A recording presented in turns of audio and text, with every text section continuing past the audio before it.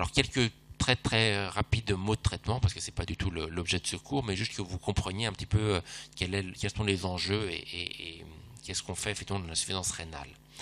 La première chose, c'est de traiter la cause de l'insuffisance rénale. Quand on a une insuffisance rénale en face de soi, c'est de traiter la cause. Et de temps en temps, ça peut être très rapide et très simple.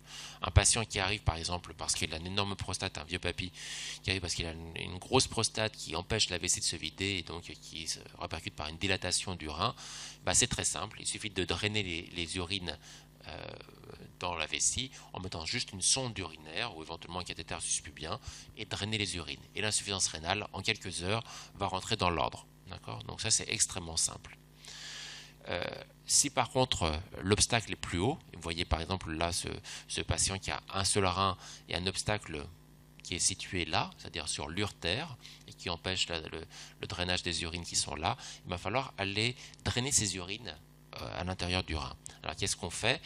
Soit on pique à travers la peau, effectivement, on met ce qu'on appelle une néphrostomie, et donc on va drainer directement les urines qui sont là, soit éventuellement on met une sonde en place qui, à travers l'urtère, qui va aller chercher les urines directement dans les reins, ce qu'on appelle une sonde urétérale. Donc c'est un drainage urinaire qui est urgent, de temps en temps on fait ça en extrême urgence, mais c'est important pour essayer justement de rétablir la diurèse et la fonction rénale. Dans l'insuffisance rénale aiguë fonctionnelle, le traitement de la cause, c'est rétablir l'hémodynamique intrarénale. Si le patient est déshydraté, on va le réhydrater. Si le patient est septique, et à chaque septique, on va le traiter par des antibiotiques. Si le patient est tout simplement, j'en sais rien, insuffisant cardiaque, il faut traiter l'insuffisance cardiaque. Et puis dans l'insuffisance rénale aiguë organique, là, en fonction de la cause, on va également traiter différemment. Dans les maladies auto-immunes, on va donner des immunosuppresseurs. Dans les causes médicamenteuses, on va arrêter le traitement médicamenteux. Et puis, etc., etc. Donc, la cause doit être traitée en urgence, mais souvent, avant de commencer à traiter la cause, il faut aussi traiter les symptômes de l'insuffisance rénale. Comme je vous expliquais, c'est une maladie qui peut mettre en danger le patient en quelques heures. Donc, souvent, une insuffisance rénale aiguë sévère va en réanimation. On va en réanimation en unité de soins intensifs. On traite souvent le potassium qui est trop élevé, l'hyperkaliémie. On a un certain nombre de choses pour faire baisser le potassium. On peut traiter la surcharge hydrosodée. Parfois, effectivement, on peut mettre des diurétiques pour essayer d'aider le rein à éliminer l'eau qui est en trop. Et puis, dans un certain nombre de cas, on est amené à faire ce qu'on appelle l'épuration extrarénale ou la dialyse. Alors, qu'est-ce que c'est que la dialyse ? C'est une machine qui fait le boulot principal du rein, qui est l'épuration des déchets azotés et des troubles, des ions qui est censé éliminer. On fait quand on a un potassium très très élevé, quand on a un œdème du poumon, quand on a une irémie majeure, bref, un certain nombre de situations très particulières. Et qu'est-ce que c'est qu'une dialyse ? C'est une machine, comme vous voyez là, dans laquelle le sang est épuré. On va se connecter au patient, soit par une fistule, soit surtout par un cathéter dans l'insuffisance rénale aiguë, et donc le sang va aller dans un circuit extracorporel où il va être mis en contact avec un liquide dont on peut contrôler la concentration et la composition exacte. Ce liquide s'appelle un dialysat.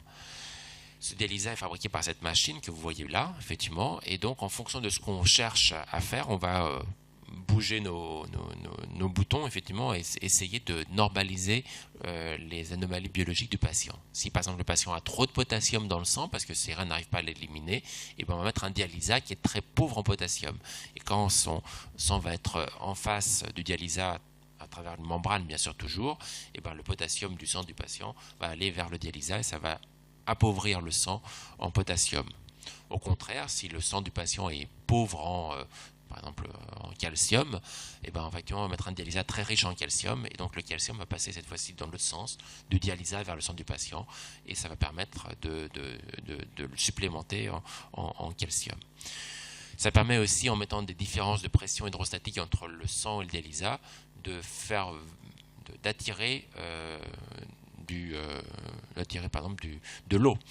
Le patient qui est en œdème du poumon et qui est en train d'être asphyxié, on le branche en dialyse, on met effectivement une pression hydrostatique importante du côté de dialysa.